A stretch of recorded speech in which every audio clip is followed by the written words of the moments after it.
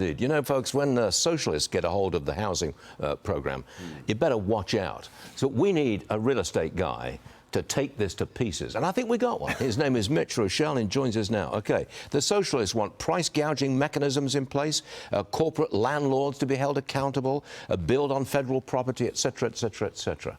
Do you think any of that lowers the cost of housing? No. Thank you. Yeah. That's it. Next question. Great job. See you later, Mitch. Keep going. First of all, the building on federal land's not a bad idea, okay? Right. But the last thing we need is federal regulations in housing. I think the biggest challenge with supply of housing is the myriad regulations you have.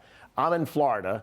We're trying to do a project in Florida. There literally are 2 pages of permits that we need. There are 15 different agencies. There's like 30 different permits we need just to build 32 attainable houses on a piece of land. It's crazy. And that's Florida, which is like kind of a good place to do business. Texas similarly has rules like that. So think about, you had the federal government involved in land use.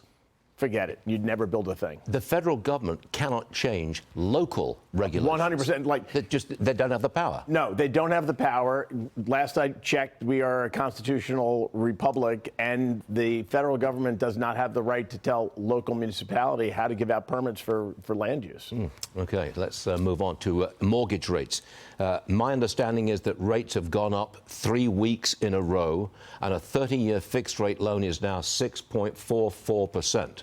If this is bad news for the housing market, isn't it, if you keep on inching higher with mortgage rates? Yeah, but then we could see the 10-year Treasury fall down 100 basis points or 1%, and we could be back into fives.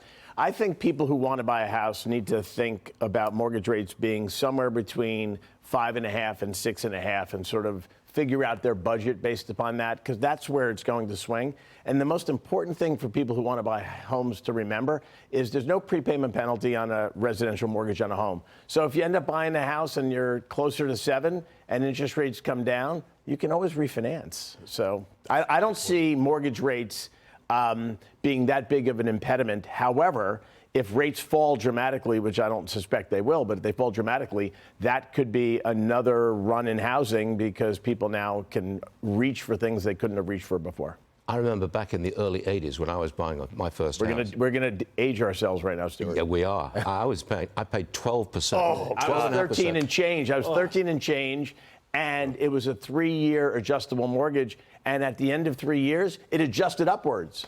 Wow. Yeah, that's right. That's right. I paid 12.5%. That was the teaser rate. My first house, bought it in San Francisco, late 1970s. Paid $60,000 for a house which is now worth $2 million.